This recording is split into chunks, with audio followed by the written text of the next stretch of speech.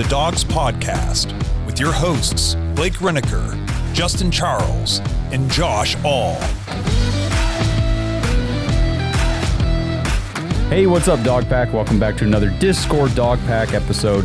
Live here in the Discord with everybody, hanging out. Josh All, Kenny Mack hosting the preview show today. We got the Bills coming down from Buffalo to face off against our just craptastic, horrible, laughable, hilariously bad Cleveland Browns. So it'll be a fun one on Sunday, one way or another, because there are things to watch for. We do have some records in the works that certain players are aiming for. Obviously, there's the continued development and offensive quarterback play of Shedeur Sanders. What can he continue to show as an audition for next year? All that kind of stuff. We'll talk about everything here on the show. If you want to be part of these Dog Pack Discord episodes in the future, head to jointhedawgs.com, become an official Dog Pack member on the Patreon page, sync up with the private Discord that gets you access to everybody in the Dog Pack community and the 24/7 conversations that go on in there. Plus, we play fantasy football every year.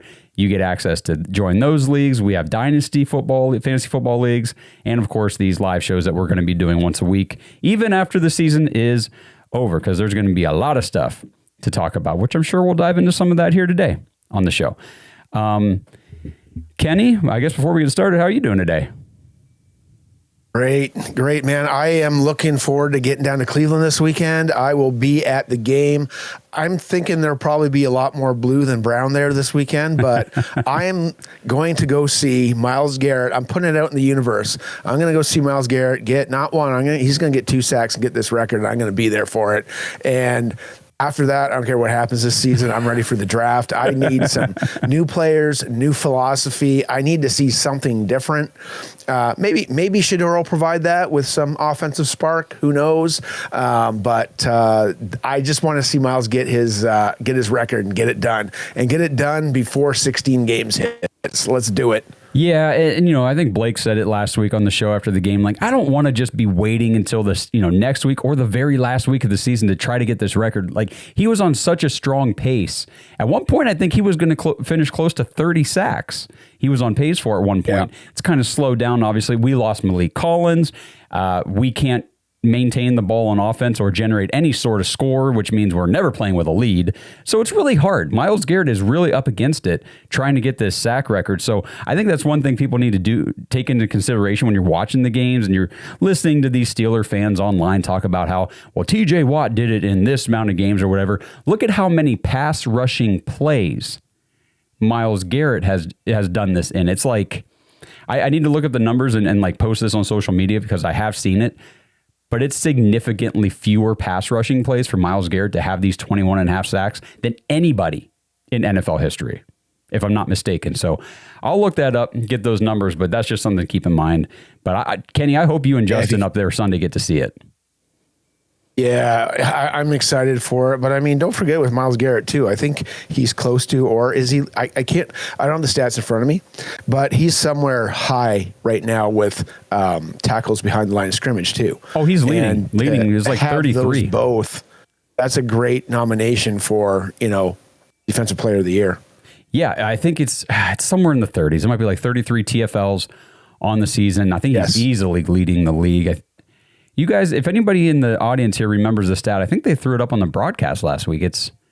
I'll have to see. It might be one of the most in recent histories or recent seasons for TFLs in a season. He's already at that point. So, yeah, Myles Garrett continuing to dominate. And now he's got Josh Allen, MVP candidate, last year's MVP winner coming into town. Looks like, he's playing strong right now. The Bills are rolling toward the playoffs. And I'll tell you what, Kenny, I'm thinking, let's see, Ashton the Joker says, I think he's close to the TFL record. You know what? I'm going to look that up here next time Kenny takes over and talks for a second. I'll look that up and get those numbers. But what I want to do here, Kenny, I just want to do the preview for this game before we dive into talking Shedeur Sanders or draft or any of these other things that I'm sure you guys down here in the audience would like to talk about today. Because honestly, if you've watched the last couple episodes this week that I've done, you know how I feel about this game.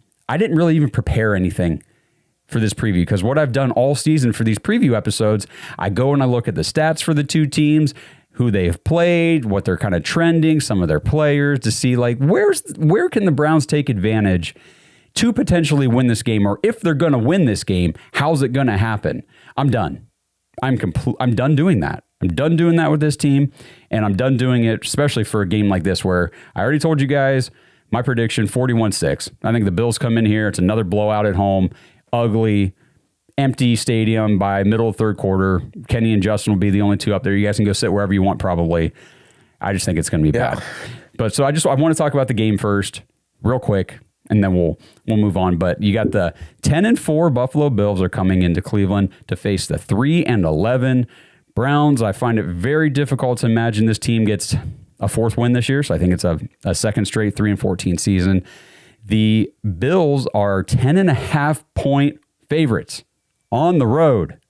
Think about that real quick. So they're 10.5 point favorites in Cleveland against a defense that earlier this season was heralded as like the best defense in the league, especially at home. And now we are 10.5 point underdogs. It's a 41.5 over under, and the Browns are plus 490 to win the game. Essentially, no chance. Like, no one's given us a shot in hell to win this game.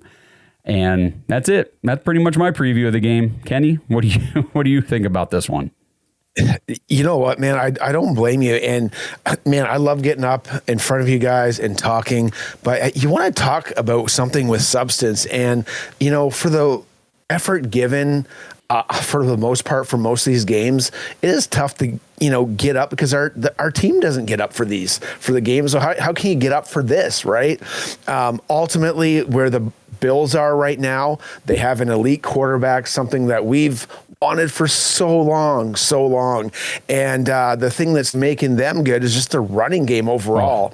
I think Cook's got over 1,400 yards rushing, and that's something that we're not doing well right now. And if it's death by 1,000 paper cuts, and what I mean by that is just like 3, 4, 5 yards by James Cook, and he's just running us up. I mean, it's going to be hard for Miles to get his sack total that he wants. So, I mean, Miles, number one, we can't have you running up the field and creating these big running gap lanes and this kind of thing.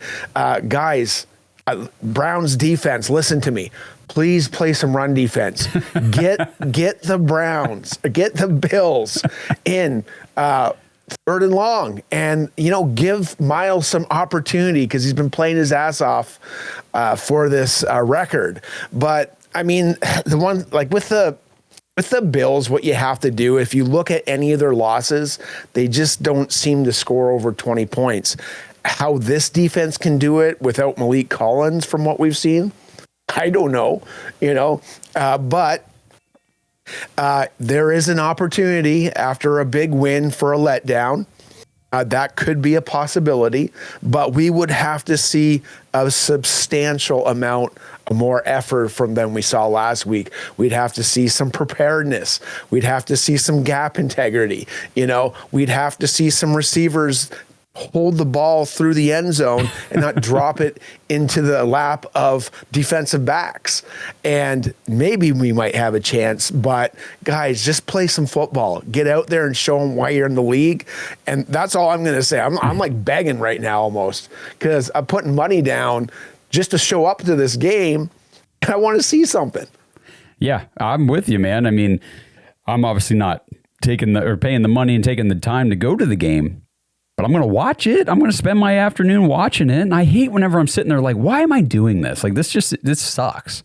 And to talk about James Cook, because I think I'm glad you pointed him out. That is the key to this game, is James Cook, because he's been a freaking stud this year. He already has almost 300 carries on the year. He's got 271 carries. And this is a smaller running back. Like you said, 1,400 yards. He's got 10 touchdowns. He has games of 132 yards, 108, 117. He's got an 87, then a 216, a 114, a 116, a 144, and last week a 107 in a game where the Bills were down, what was it, 21-0? In New England, to the Patriots, I think they were at the time AFC leading Patriots, if I remember correctly. And they came back and won the game. They came back and won 35-31, I think. I said this earlier this week. With the way our run defense has been playing in the last 2 months, and just the pieces we've lost and the way the team just seems to quit on the field, and we get so behind in games so early, and we can never come back. 100 yards and 2 touchdowns for James Cook is my minimum. My minimum for him tomorrow or on Sunday. Oh, I mean, it depends. Is our special teams going to give up 50 yards a kick? Because then he won't get as much yards, you know what I mean? Because the field position will be so good. I'm being sarcastic, but I mean, the other thing is that our special team, just our kickoff coverage and our punt coverage has just been awful this year. He is the key to the game and their overall running game, because Josh Allen's going to get a couple yards too. He has 12 rushing touchdowns this year, I believe. And, you know what? The Bills are very similar to the Bears, and that's why it was kind of hard, or not hard really, to prep for notes for this, because they got to do the same thing. They got to stop the run game. They got to get the Bills or the Bears, because it's the same thing, into 3rd and long, and then you got to stop the pass, and that's basically what they have to do. But I just don't see them stopping the run, and if they do somehow, because they're in Cleveland and they all of a sudden remember how to play like alpha dogs, maybe that's the thing. But I'm like you. I don't see the Browns winning another game based on the effort given and how they're playing. No, the effort given and the way they're coached. Because I watched the way these guys open games, and it's like, okay, what did we do all week? How are we not? How do we look this unprepared to start a game every freaking week? It's infuriating. Real quick, I did want to mention, I went and looked at those stats up. So you guys in the chat, you're right. Myles Garrett, very close to the record for most TFLs in a season. He's got 32, and that's second most all time in a season. Number 1 is J.J. Watt with 39. So he's 7 away from tying, 8 away from having that record to himself. Well, again, I mean, getting guys behind the line of scrimmage, everybody's got to have some kind of gap integrity, stay in their lanes, and he can get this record and hopefully become the defensive MVP, which will be bizarre for a team that is going to be looking at 3-14.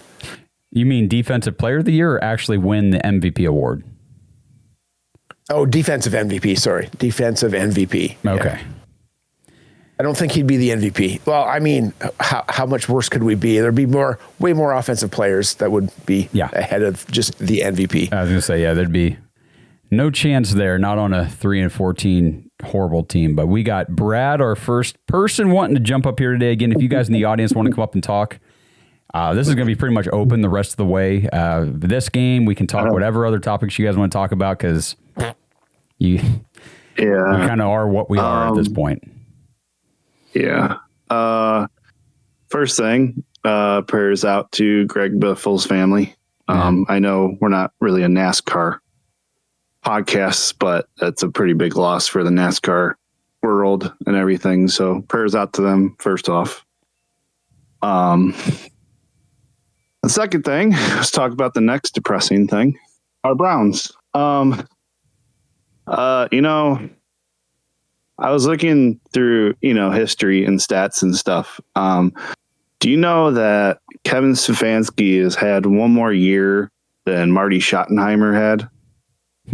Really? Yeah. Yeah. They fired actually, that doesn't surprise me. I mean, Marty could have been here as long as he wanted, but Art Modell ran him out of town. So, yay, Art. Yeah. And then I think I posted on there the other day, nobody acknowledged it, but Sam Reticulano, is that how you say his name? Yeah. He was here for about 5-6 seasons too, and had the same record as Kevin. He got fired too. So Sam kind of had the same thing where they were the cardiac kids. They hit up the AFC Championship game, and after that they were just a mess for 2 years after that, I believe, and he got fired 2 years later. Yeah. So, I mean, even like Colossi Sports and everything pretty much has like Kevin one of the higher percentages of being fired this offseason. Mm-hmm. And be it a crazy thing happen where Jimmy's just like, oh, we're just going to stick with the same regime.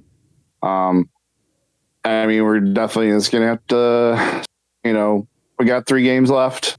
I think everybody besides a few people in the chat and around the media is kind of already looking at like the next head coach. And so, yeah, that's just kind of where we're at. I mean, if you look at the injury report, it looks like the walking wounded right now. And that's, that's just kind of where we're at. And if I was hurt and kind of like, man, 3 games left, we suck, I'm just going to sit this out and get healthy for next season. I feel it's like how some of the guys are probably already thinking, just checked out. Sure. I mean, you look at our injury preservation, report. man. Yeah. I mean, I would like to see the last 3 games just be somewhat competitive, but like the injuries are adding up. Some players mentally might just be checked out in general. Injury checkouts. We suck. I mean, I can see where like Myles Garrett just like gets the sack record and just checks out for the last 2 games and just kind of whatever. But it's just like, here we are again, and we could be in off season where, we're looking for a head coach, maybe even looking for a quarterback. It's just, we're back into the cycle again, boys. And it's just, I'm excited for the off seasons because hopefully we can rebuild this thing and fix it. But, what throws a wrench into things is you never know, like, what coaching regime we're going to get after we fire Kevin, what their philosophy on quarterback play, what quarterback they want. You don't know if Andrew Berry is going to be here or if he's going to get promoted and another GM is going to, I don't know. I don't know that situation. But there's just a lot of things up in the air, and it's just, Oh, yeah. Well, I was going to ask you while you're up here, too. First of all, let me just say to everybody who's in the audience here, and then just everybody listening after the fact, going forward, I don't think there's a wrong way to feel about this whole thing. And I said that earlier this week, too. Like, if you're in the camp of get rid of everybody, front office, coaching staff, go all new, I don't think like your reasons for that are valid. I don't even need to hear them. I know they're valid. And at the same time, if you're like, no, let's run it one more year with AB or with Kevin or with both. I mean, I don't need to hear your reasons either. Like, they're valid. There are reasons to go either way with this. You guys know how I feel, but Brad, how do you feel? What would you do if you were in charge of, this whole operation? If I was the president or owner of this organization currently, I would keep Andrew Berry. Okay. And maybe some of the front office people. I would get rid of the 9 employed people we have for analytics that don't do anything right now. But like, I would keep him just for stability purposes because he's been with the scout team all year, scouting for next year. I think if you put another GM in this offseason, it'll basically ruin what they were trying to build on. And then I would do a hardcore coach search and really search for that guy that doesn't only elevate players, but also like is a coach of men and, brings passion, brings a lot of things to help this team turn the corner again, be a locker room guy. And, and I do respect Kevin in the aspect of like, he's an even kill guy, but like that only plays so well when you do that just in general and don't like, push your guys to the next level and, make them accountable for their mistakes or make your coordinators. And that's been the problem with Kevin is he's not accountable for his coordinators failing him or having some par play on the field. And that's my big thing on Kevin that I want him gone is because he just doesn't let people go that are giving subpar coaching. I mean, when you're in a job and you're doing subpar work constantly, you get fired. You know, it's just that's just the business of things. Well, it's performance based business too. You know, I mean, NFL, it's entertainment, performance, and that's it. If you're not performing and being entertaining, then there's no use for you. And it's cutthroat, but that's just the way it is. And do you guys remember the article that was written I think it was after last season wrapped up, some anonymous Browns players, like was it Jason Lloyd? I can't remember who wrote the piece, but there was, comments in there from players about how certain quarterbacks, aka Deshaun Watson, were not being criticized for things in the film room because of whatever, like they didn't want to go down that route or whatever. So like when they were watching film, they wouldn't, basically what you're saying, they're not holding people accountable. And you can see it on the field. I mean, we make the same stupid mistakes all the time. How many punts is Gage Larvidan going to screw up one way or another? Just either muffing it or trying to touch it when he shouldn't, just doing stupid things, and it's just mind-boggling. This episode is sponsored by Baden Sports. Browns fans, we have had Christmas decorated all over the place since November 1st. That's right. It is coming up very quickly, Christmas time. And the best thing you can do is get ahead of your gift giving list and go to badensports.com/dogs, DAWGS, and check out everything they have to offer and use promo code DAWGS to get 10% off your entire order. You could find some really nice Christmas gifts for the athletes in your life. Obviously, baseball season would be right around the corner in the spring. They've got training balls. They've got regular game baseballs, bats, baseball gloves, all sorts of basketballs and other gear, pumps, ball bags, gym bags, things like that for your basketball players. And then the gifts that I really like to give family members and people like that would be the backyard games. Get those for Christmas gifts because then they can hold on to those and break them out when the weather gets nice. And it's like that Christmas gift that didn't get used right away at Christmas and they get to experience that joy again later in the year. Badminton, outdoor volleyball, bocce, horseshoes, kickball. They've got a knockout game set. And of course, pickleball, which I know I've been saying on here I need to learn how to play. I haven't yet, but I do plan to learn at some point, and I will be getting my first pickleball set from Baden Sports. So head over to badensports.com/dogs and get 10% off your entire order with promo code DAWGS, DAWGS, when you check out. That's Baden Sports, BADEN sports.com/dogs. It's super tough with him with that kind of stuff, and that's where you it's why there's such a rudderless ship right now. Stefanski just, like, he should have fired Andy Dickerson last year. Yes, how long the Prefer, like, way too long. We're holding on to Bubba Vetrone way too long. Joe Woods, and Joe Woods, thank you. That's another one, and it's just this never-ending cycle of not being held accountable. And like, it's the biggest thing that happens in business. It needs to happen in pro sports, which is a business. And, that's not happening.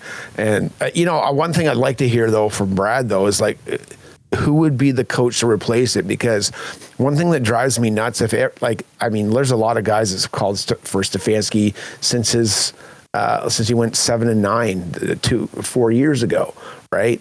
Or 5 years ago. But nobody has a candidate. What's your number one candidate, or what's somebody off the top of your head if you haven't really researched it well? So I've been back and forth on my top candidates. After researching, but like I think I'm kind of tied, and they're both on the Rams, by the way. Is Chris Shula and Mike LaFleur. Yep. Those two are my top two.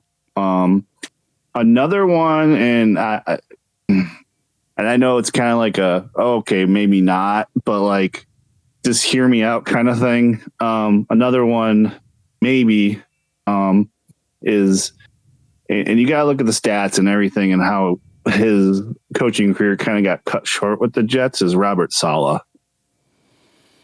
Now, I might not be there on him yet, but I'm not going to say, I don't know. I don't know what he learned in his firing to make him better, but it's not to say that coaches can't be better. And what is he taking from his second stint with San Fran right now and what can he move forward. But I think I've said this before. They won't let me in the room during interviews, so I'm unsure of him. But give me what you think and why. So I like Chris Shula for the fact of obviously his bloodline. Coach as well. He's done a really good job with that defense. We haven't. I know. Like we're kind of like sometimes against like the defensive minded coaches coming in here. That's why Robasal is one of them. But I've seen success with them as long as they bring a good offensive coordinator, and I think him being under Sean McVay would at least he's learned that. And the same with Mike LaFleur. I mean, obviously his brother does really well in Green Bay. I mean, Green Bay is having a come to Jesus moment with all their injuries, but it is you can't. It happens. Avoid it's the injuries. NFL. Yep. So the last 4 out of 5 coaches that we had were offensive, right? We had Shermer, then we had Pettin, then we had Hugh Jackson, and the cup of coffee with Kitchens, and then it would have been our guy Stefanski right now. Yep. Yeah. And so maybe they do go defense. I don't know. And the guys, one thing that I've kind of read on the net, like, what do you guys think about Bill Belichick? And I'm not saying I'm pounding the table for him, but things aren't going well in Chapel Hill. There's 3 teams he might coach for, but I don't see that one happening.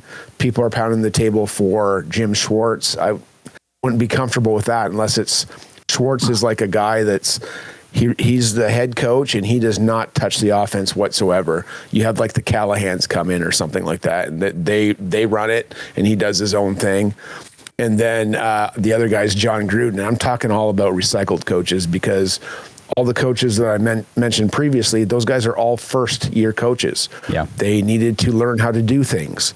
They made a lot of mistakes. Look at Stefanski. There's times that guy should have kicked a field goal, and we would have probably been better off at into the game more than we were, right? Or there's some stupid fourth down conversion or whatever it is. Would these guys circumvent that? Who knows? They might be too old. The game might have passed them by. Like, who knows? But that's why I'm kind of like figuring like where's everybody's mind at. I think you can tell by the type of coach maybe where the person who thinks that coach should be here is in life maybe. But I think it's interesting that everybody wants him fired but doesn't have a solution. Well, so here's the thing I would caution, and I'm not saying it's not a good route to go. If you want to go the defensive coordinator, head coach route, the thing with that is, like you said, they got to be able to bring in a good offensive coordinator for the offense. And the problem with having a defensive head coach on the offensive side of the ball is if your offensive coordinator comes in and does a good job, they're getting hired for a head coaching opportunity next year or the year after or something like that. You're going to lose them. You're going to lose your Ben Johnson. Buffalo's going to lose their Joe Brady, who I would consider as a candidate for this season. You're going to lose your Clint Kubiak up in Seattle if you're Mike McDonald because of the job that they're doing. So if you get the offensive head coach, now on the positive side, you've got the offensive system for that head coach, and it's there. As long as he's there, it's there, and you're good to go. The problem is if the offensive system starts to suck, like Kevin Stefanski's, and doesn't adapt, doesn't change, gets figured out, now you're stuck in a hole. And you can't do anything either because now you got the offensive head coach and his offense, and it ain't no good. So it is really touchy. I do think I see people say like there's no candidates in this coaching. There will be candidates. There will be guys come out of this coaching cycle to be successful NFL coaches. I don't know if anybody really thought Mike McDaniel or McDonald was going to have the success in Seattle that he's having right away. And that kind of stuff. Like there are guys that are going to get jobs and it's going to be like, that was a good candidate. So they're out there. They will be out there. Who do you guys think is this year's Ben Johnson then? Because that's the thing. Like the show, Ben Johnson is a unique thing, man. Like there's no like this guy's been sought after for the last 3 years or whatever. There is not that guy. Mm-hmm. What do you think about Clint Kubiak? He's been kind of kicking around. Here's what I like. He's got Jackson Smith and Njigba cooking. What if he comes in here, grabs Tate like we want, grabs an offensive tackle, And then, you're going to sign a veteran receiver. Maybe there's one off of Seattle or somebody he's familiar with in previous stints. And, he drafts one and gets this offense going. Maybe the Callahans would want to come and work for him too. They're all kind of on the same page. And I think that would be as close as you could get to Ben Johnson. And I only brought up the defensive side just kind of as a devil's advocate and for what I'm reading. I don't want a defensive coach. I want offense. I want to see offense. I think the Browns, like I made the point, they've hired 4 offensive minds for head coaching position in the last 5 hires because we're starved for offensive success, and we haven't seen much other than when Nick Chubb was here and making things look better than maybe they were. Yeah, so if you do Clint Kubiak, I like that idea, Kenny, because I don't know if he signed a long-term deal. I'd have to look that up, but Rashid Shaheed just opted to get traded from the Saints to Seattle before the trade deadline because of Clint Kubiak. Good point. So if you hired Kubiak as your head coach, there's a chance maybe you get your hands on a Rashid Shaheed to go along with your, hopefully, Carnell Tate, and you can kind of revamp this wide receiver core a little bit because it is bad. It is league bottom bad right now. Dude, I don't want to keep anybody other than Bond's got some potential. Right. Brad, is there anything else before we see if anyone else wants to jump up here? The only thing I'm going to say is don't expect anything amazing on Sunday because it's probably going to be awful. And it's just going to, and I give a lot of kudos to Kenny to go to the game just to watch Miles, but offensively, brother, it's going to be rough. All I'm going to say. Yeah. Hey, dude, you know what? I don't get the craft beer that I can get there. So I'm going to really enjoy those craft beers at the game. Yeah. I'm going to get me a bratwurst too. There you go. See, there's always things to look forward to. I mean, if you just put your head in the right spot for these situations. Real quick in the chat. Change your paradigm, man. That's right. Ashton the Joker in the chat says, Kevin is if things are going well, he can keep that boat afloat. But he can't be the head coach of a build this team up, get the ball rolling, lay a solid foundation type of team. I agree. And my thing with Kevin Stefanski is the last 2 years he's had to turn over play calling duties to Ken Dorsey and now Tommy Rees. He's hired offensive coordinator. Last year it was Ken Dorsey to come in and revamp the offense. This year it was Tommy Rees to come in and add some wrinkles to the offense or whatever terminology we were told and all that kind of stuff. You've handed over play calling duties 2 years in a row. What do you bring to the team? If you're not bringing a strong, solid, successful offense to the team anymore, and you're not bringing any sort of player development over these last 6 years that we can point to, and you're not bringing discipline to the games, you're not bringing good game management, clock management, in-game decision making, all that kind of stuff. What do you bring to the table? And I like Kevin as a guy. And I appreciate and respect what he's done in the past with the Browns, but that's over. That's gone. And it's just, I feel like he offers no value right now to this team. And that's why I just think he's got to go. I think everybody, the whole coaching staff at the very minimum has to go because Jim Schwartz, I don't want anybody who's associated with this losing culture right now that we've had these last 2 years. I want them all gone.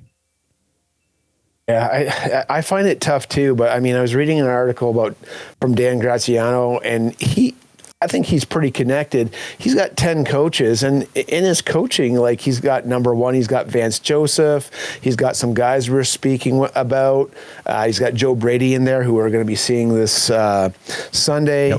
Yep. Jesse Minter. He's got Clint Kubiak in there, but he listed 9 out of his 10, and then as his 10th, he said it could go anywhere, and it's Kevin Stefanski. And he equates Kevin Stefanski to, if he is available, that he could jump any one of the candidates that he mentions in his article, and he would jump in short order, so similar to what Andy Reid did when he ended his tenure in Philadelphia. And I find that hard to believe based on the tape that's out there on the games in the last, let's say, 2 seasons. I know the season's not done yet.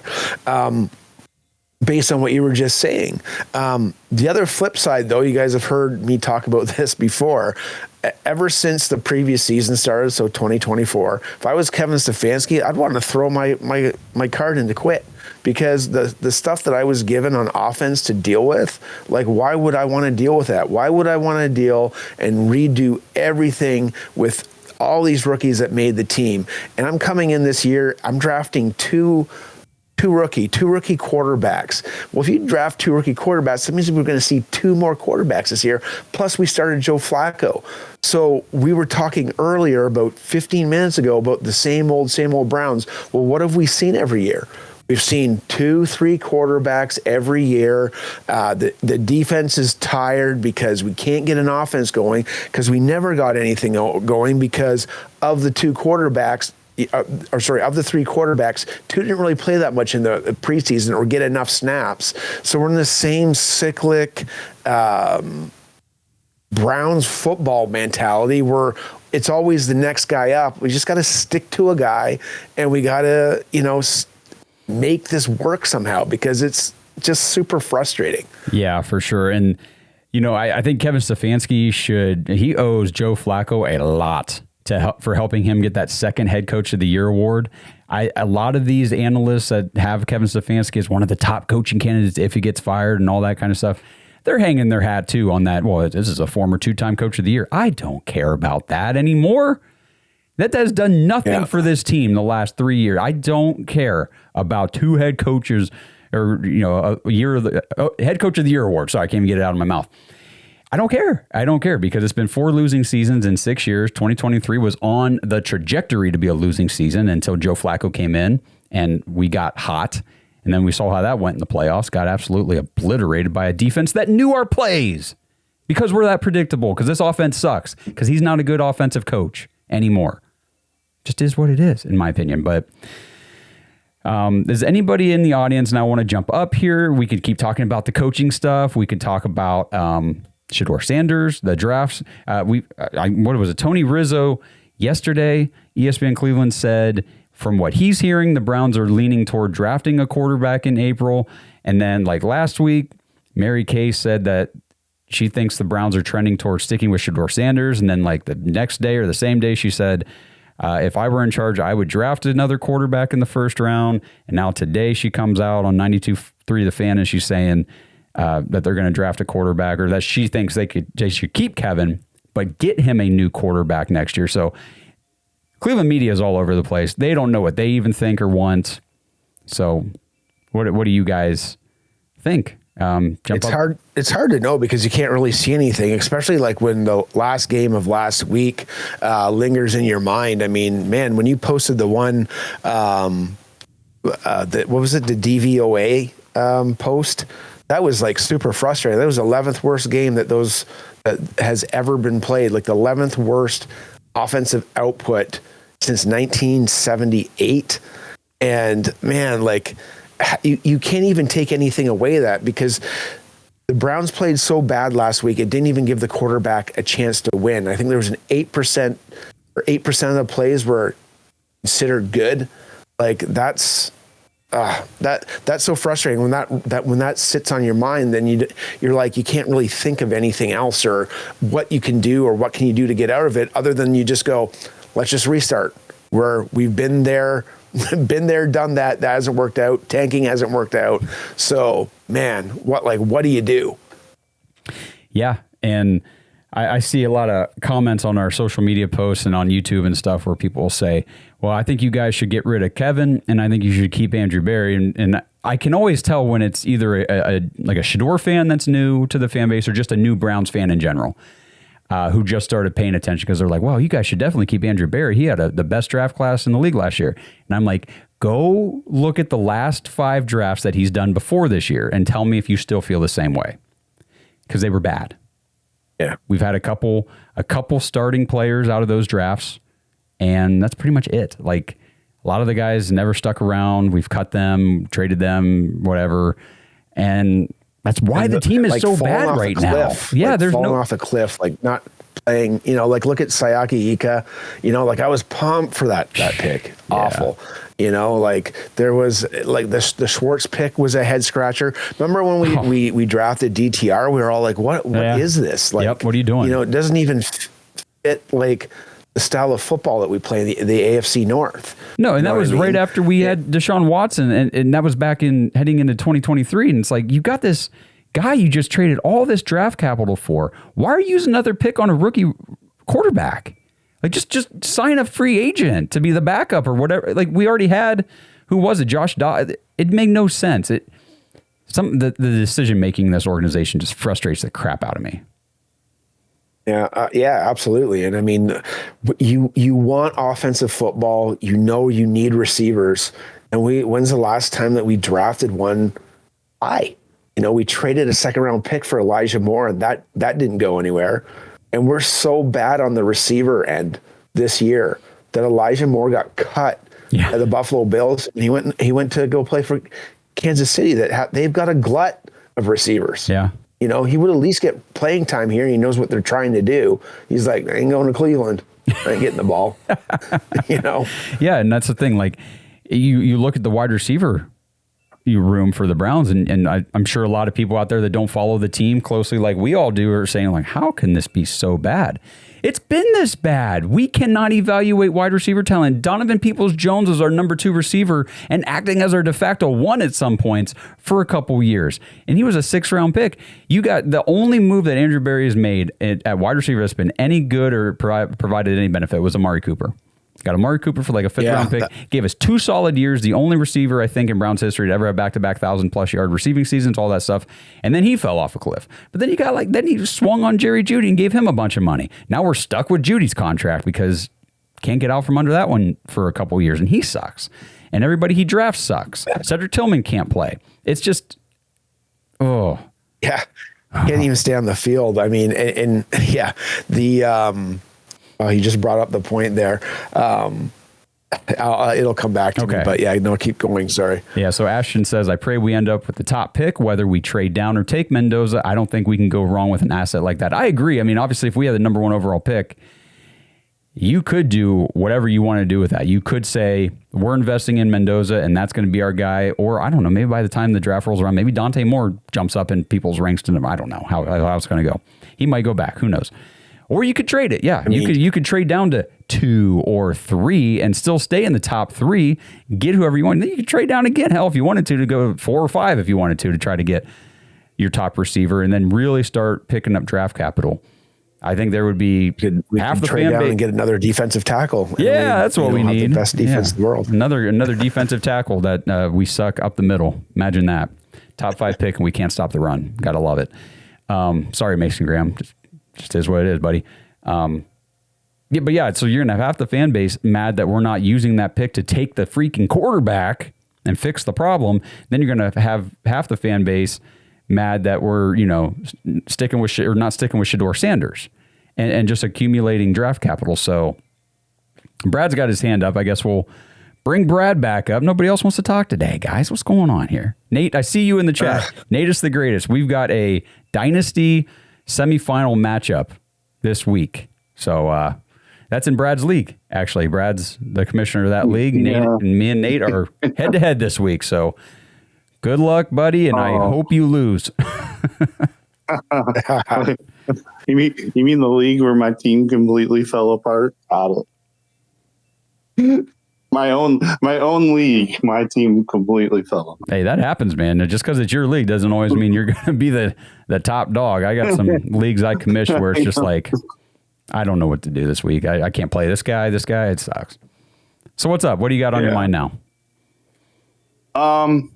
So my 2 scenarios for the draft coming up.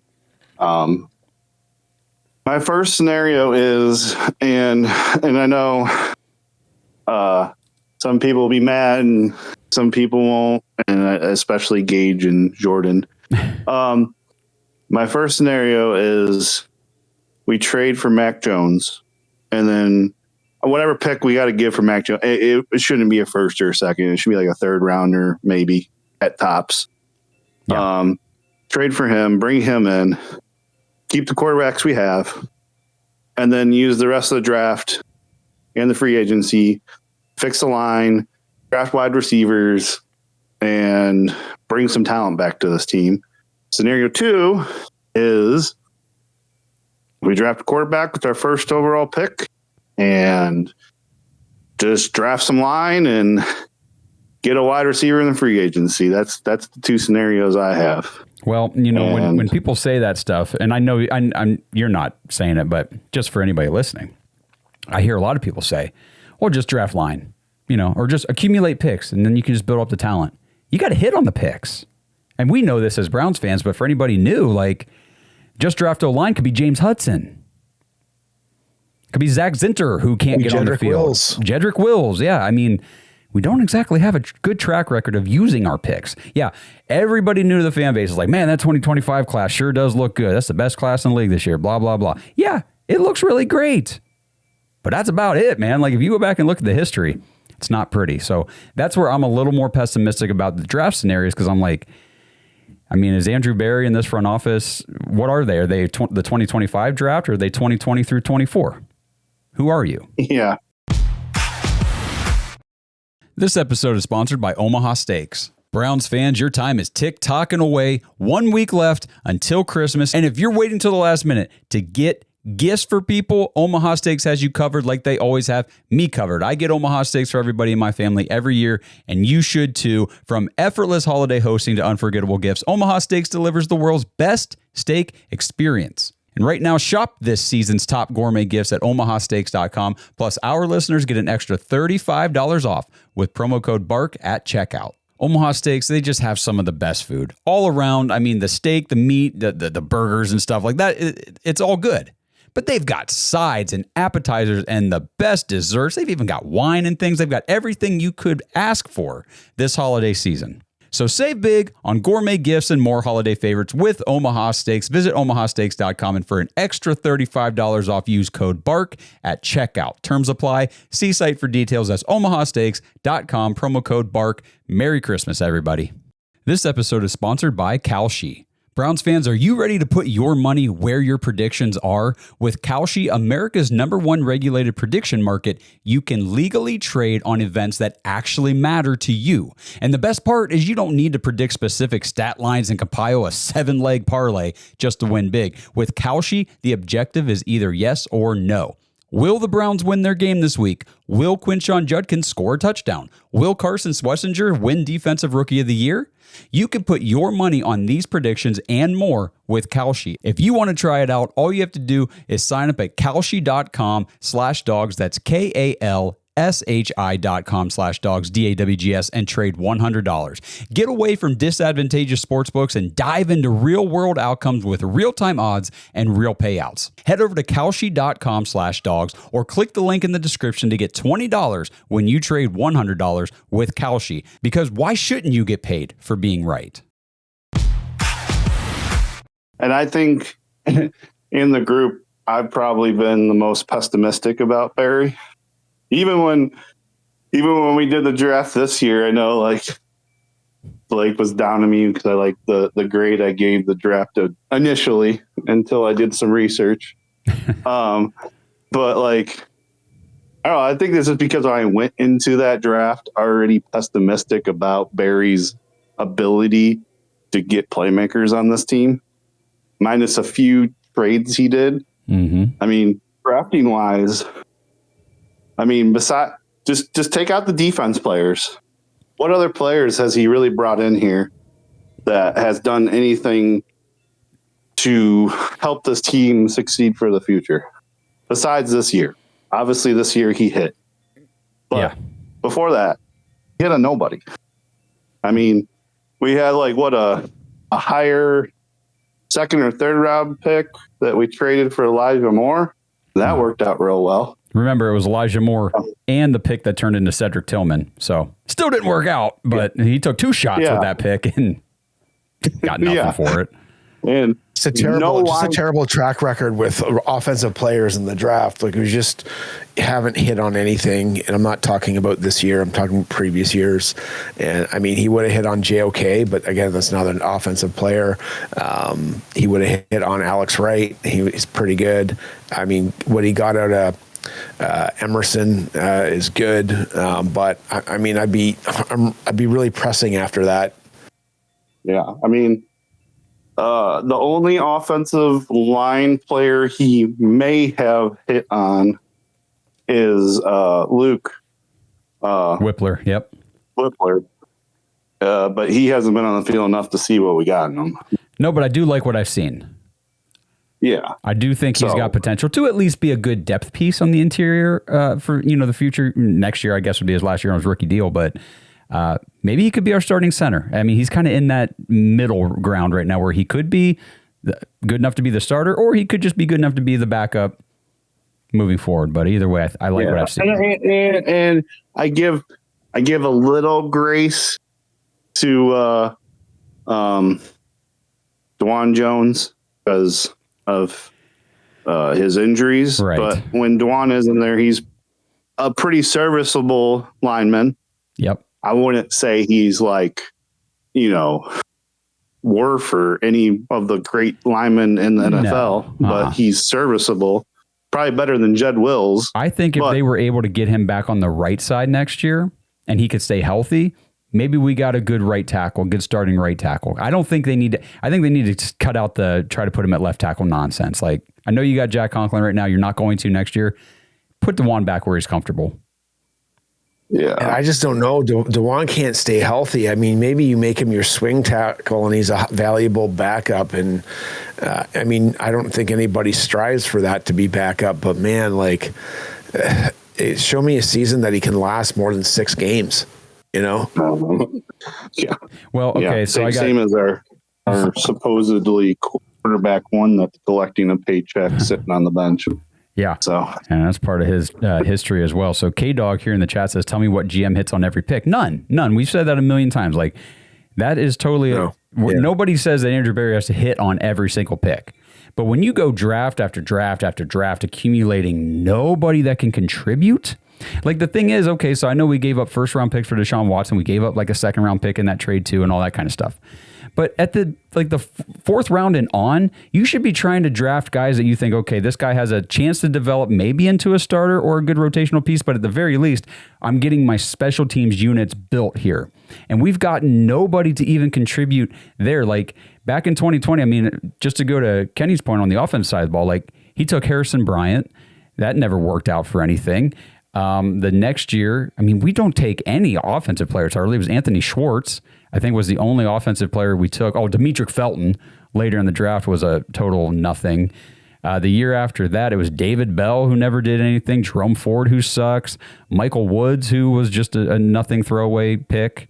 The year after that, Cedric Tillman. Again, and then DeJuan Jones was a pick that looked promising. But then in the 5th round, they take DTR. It's like, what else could you have gotten instead of a backup rookie quarterback that was on your team for a year and a half or whatever it was? Like, that made no sense. And now this year we go and we use 2 picks on 2 more quarterbacks. Like, at some point you got to start drafting depth for other positions and quit taking throwaway picks at quarterback, because you're really not likely, take the names away, you're not likely to get your starting quarterback in the 3rd or 5th round. I understand Shedeur Sanders could be and looks like he might be an exception to this, but in general, the Dylan Gabriel pick just continues to baffle me. I had to watch highlights. I had to watch highlights of Dylan Gabriel because I actually didn't see him complete long passes in college. But I really was scratching my head after the first couple of games. I'm like, why can't this ball go any farther than the line of scrimmage? Like, maybe, can we throw a slant in there or something? And looking back, I mean, he definitely can throw the ball, but it just doesn't have it for the NFL game. I mean, man, watching Shedeur at least get these long passes has been great. We're going to get something other than that as well. But I think he's got great timing for the short pass, the screen pass. I think it's something you can build around. But, I mean, time will tell. Let's see what he's got these last 3 games. Yep. All right, Brad, anything else real quick? Because I'm going to, you can ask one more thing or give another take here real quick, and then I want to get Nate up here. And then we got about 10 minutes till we wrap up. So we'll get Nate up here, and then any last stragglers who want to come up here can get your hands up. My take on Andrew Berry overall is he's been a serviceable GM, unlike the ones we've had before. Serviceable, though, doesn't win you championships. That's all I'm going to say. It's fair. But if out of everybody we fire and we keep Andrew Berry, I'd be okay with it. But at the same time, if we bomb another draft and we still have him here, I'll be like, well, I guess I was wrong on that. But I'm just hoping that, like, with Paul DePodesta gone and some other people gone, probably, that Barry can just focus on drafting for football and not like analytics nonsense. So we'll see. Maybe the way that he runs the cap will buy him another year to get Deshaun Watson. Maybe he's stuck here till Deshaun Watson's off the books. Who knows? Maybe. And I would just remind everybody too, like, before we go into this draft with 2 first-round picks this year, remember, Andrew Berry has made 3 first-round picks in 6 years. It was Jed Wills that didn't pan out to much. Greg Newsome, we saw how that. I mean, he was okay while he was here, but didn't turn into a long-term, second contract type player.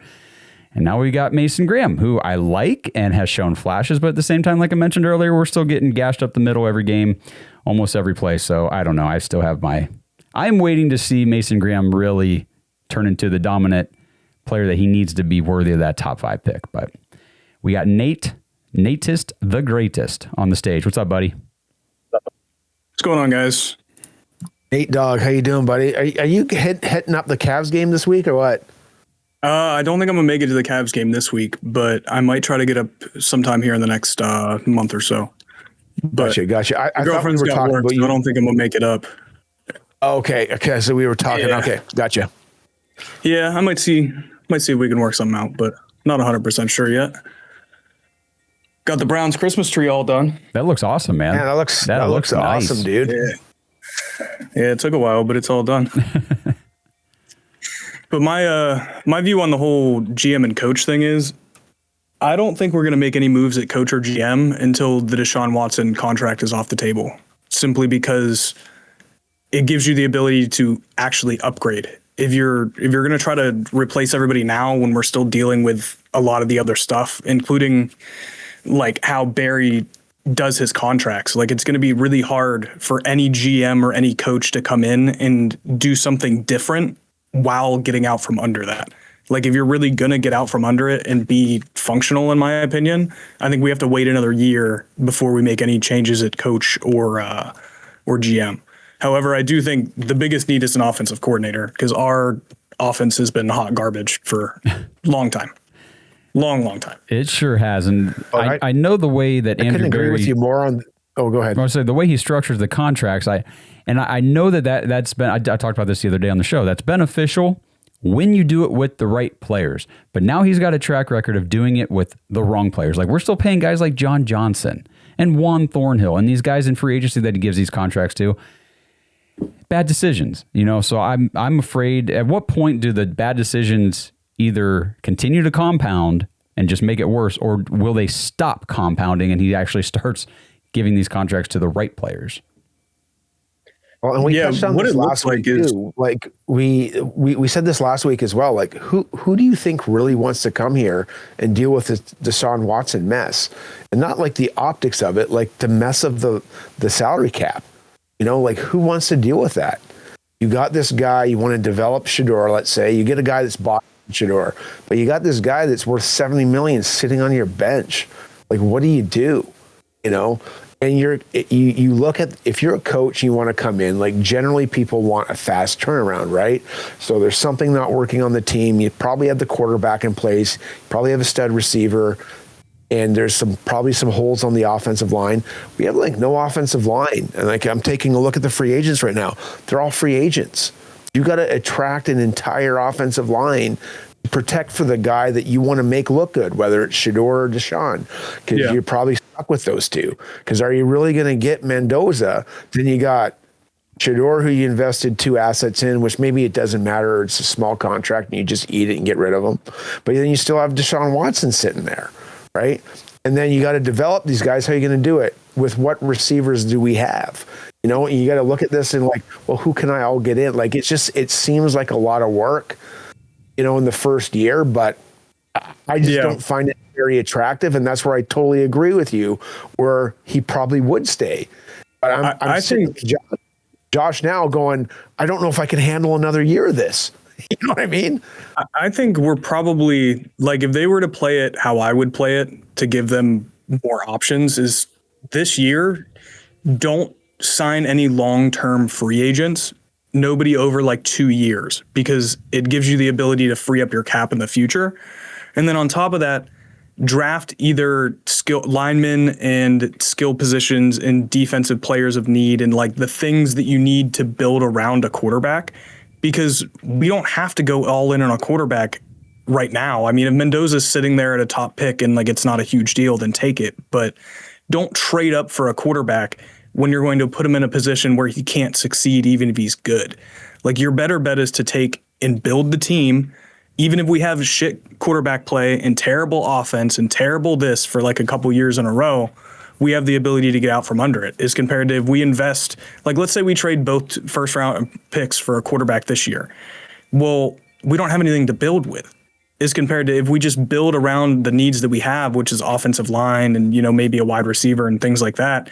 Then it gives you the ability to say, okay, next year we can either go quarterback or we can sign a veteran or we can do this, because we have the cap ability to actually function in the offseason, as compared to just having to like move cap. Because right now we don't actually like clear cap. We simply move it down the road and allow the cap to expand.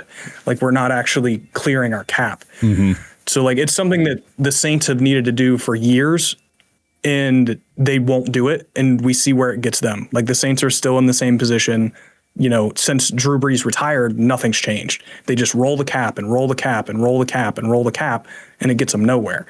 Like, I think we should just take and probably be bad next year and be okay with that, because it gives you the foundation to build, as compared to cutting yourself down at the knees every year and expecting to like get better. I would rather just, you've got, you know, suck for a year, because we've already done it. We know what it's like. Like, it's nothing new. It's not like it's some, you know, it's not like the Steelers, where every Steelers fan would be, you know, picket torches in the streets if they go 4 wins. Like, it's a little different here. It is, but also think about that for just a second. So if you're saying keep the coaching staff in the front office, and then you have, let's say it's 3 straight 3-14 seasons. You think Kevin Stefanski's getting called like a lame duck coach now? How's it going to be next year when it's like, well, now I'm in the midst of another. Here's the thing though. Next year we could have a different GM and a different coach, and we would be able to attract a new like pool of coaches and GMs, because if we draft positions of need as compared to a quarterback, it gives them something more to build around, and it clears the cap, and it gives them another year to where we could just scrub the entire slate clean. Because I don't see another GM doing contracts the exact same way as Andrew Berry, and if they are, it'll be a relatively similar situation anyway. So we probably need to just ride out another year. And then if they want to do like not a full rebuild, but like a coaching rebuild, like that would probably be the best time in terms of like attracting actually good coaches and GMs. But either way you look at it, it's not good. Like, we are just not in a great situation at all. Dude, like, yeah, if you're talking about another 3-14 season, man, I'd stick my head in the ground or something. I don't know. What am I going to do? Yeah. You know, I can't take this anymore. And I've heard people talk about, I want to see some winning. Yeah, I'm not excited either. I just don't want to do what the Saints do, which is just they kick the can and kick the can and kick the can, and it doesn't go anywhere. Like, I think we could set ourselves up to be not only cap compliant, but we could be sitting in a situation like the Patriots, where they had a high draft pick and they had the most available cap in football, and they had barely any large contracts on the books. So we would still have Miles, and we would have, you know, a couple like not quite as massive contracts, but from like a cap position management situation, any GM would look at that and, you know, be grinning ear to ear. Yeah. Especially because they'd have all their picks. They would have high picks, and they would have all of their picks. And to go kind of back, we got 11 picks this year, so we're not using all 11 because picks. we got lots of void to fill. I would have no issue with taking 3 offensive linemen right out the gate, personally. Like, I wouldn't have any issue with that. As much as we need wide receivers and we need some other things, with how much you have to pay offensive linemen right now and how inconsistent some of the large contract offensive linemen are, I wouldn't be that mad about it. Yeah. And to talk about the Deshaun Watson thing, like, I'm on Over the Cap right now just looking at his contract, and I still don't know exactly how this updates whenever I change it from cut pre-June 1 to cut post-June 1. But I know, like, even Jack Duff is talking about, well, now that we restructured last year, like, now it's a post-June 1 in 2027. But even if you go look at 2027, it's a almost $26 million dead cap. Like, we would be eating $25 million just to cut him. And then we're still paying him almost $17,000 the next year in 28 and 17 million. What am I saying? 8 million then in 2029. So I got a feeling there's a chance. I'm not saying it's going to happen, but there's a chance they restructure the contract again this year just to continue to lower that yearly cap hit and spread it out over more years, which would push it to 2028.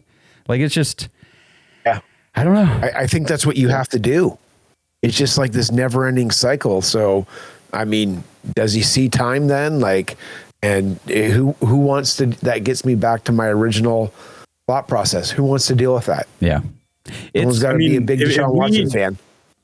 If we don't take a quarterback in the first round, I would assume that next year, because we don't really have veteran quarterback money, even if it's a lower budget veteran quarterback, the situation we'd be in would be Shedeur Sanders guaranteed for 6 to 7 games unless he's absolutely horrible. And then we'd be right back to Deshaun Watson. Like, that would be the look, because there's not another quarterback on the roster or probably available in our price range that would be worth doing something else. Oh, I'm sure. But if we're sitting 6 games in and Shedeur is bad, it's a losing season anyway. So why not? We'll find somebody to waste a 4th round pick on or something. I'm a season ticket holder right now. You're not selling me anything, man, because I'm like, I am out of here. I don't want to pay nothing, and I don't want to go to this new place because I don't have a big shiny receiver. My quarterback sucks, and he should have been in jail. Blah blah blah blah blah. You know what I mean? So not Shedeur. Talking about Deshaun, obviously, but I'm obviously, being like Johnny fan here. Yes. It's not what I believe, but that being said, Jimmy Haslam runs a business, and the business is to get season ticket holders in. And right now, all the moves that we're talking about isn't selling anybody anything, and there's going to be no excitement for next season. So they got to do something. They do. Yeah, I kind of agree on that. They do. Well, Nate, is there anything else you want to say, ask, talk about real quick before we wrap it up here today? I'm all set. Good luck in the fantasy matchup here this week. Yeah, it's going to be a dogfight. Who comes out better? It's going to be. I think this might be the first game in that league that I'm not projected to win. Like, I've been projected like a 60% win chance almost every week, and I think I'm only projected to like maybe 4 points or something. I forget what it was, but it's not much. I don't have you projected or out projected by much. So, good luck, man. We'll see how it goes. It should be a good matchup. Trash talking all weekend. It'll be a dandy. For sure. All right, Nate. boys. Have a good one. You too, buddy. We'll talk to you later. Have a good one, bud. All right. Well, thanks again to everybody who jumped in here today to watch the show live down here in the audience. You guys are rocking over in the chat, having conversations and throwing stuff out there. I appreciate that. That's always fun to be reading and seeing as you guys do that too. So make sure you join us. We got 2 more of these left, guys. We got 2 more preview shows. And, by the way, while I'm thinking about it, next week, this show, the Dog Pack Discord Live preview for the Steelers game, will be on Tuesday at 5 p.m. Not Thursday, because that's Christmas, and not Wednesday, because that's Christmas Eve. Like, I'm busy both days. It'll be Tuesday. So just remember that. I'll try to put it in here in Discord. Mark your calendars for that. But I'll remind everybody Tuesday morning.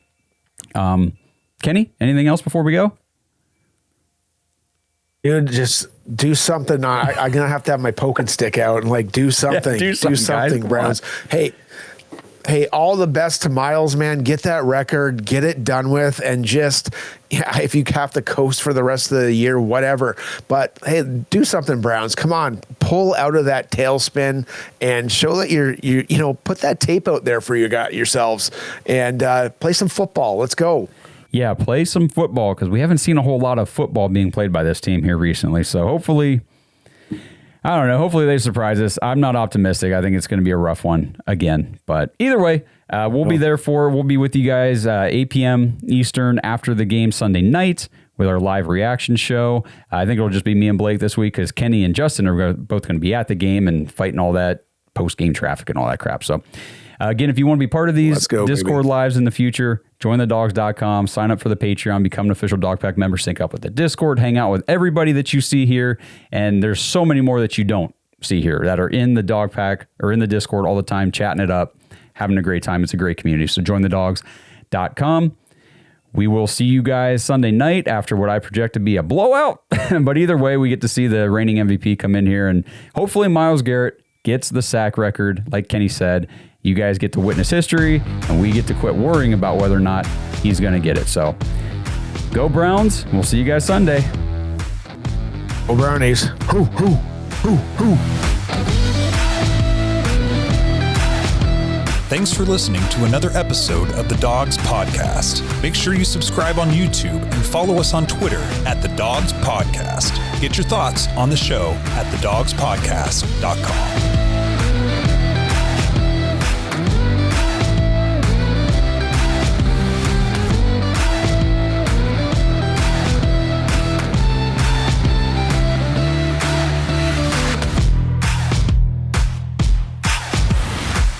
This episode is sponsored by Kalshi. Browns fans, are you ready to put your money where your predictions are? With Kalshi, America's #1 regulated prediction market, you can legally trade on events that actually matter to you. And the best part is you don't need to predict specific stat lines and compile a 7-leg parlay just to win big. With Kalshi, the objective is either yes or no. Will the Browns win their game this week? Will Quinshon Judkins score a touchdown? Will Carson Schlesinger win Defensive Rookie of the Year? You can put your money on these predictions and more with Kalshi. If you want to try it out, all you have to do is sign up at kalshi.com/dogs. That's KALSHI.com/dogs, DAWGS, and trade $100.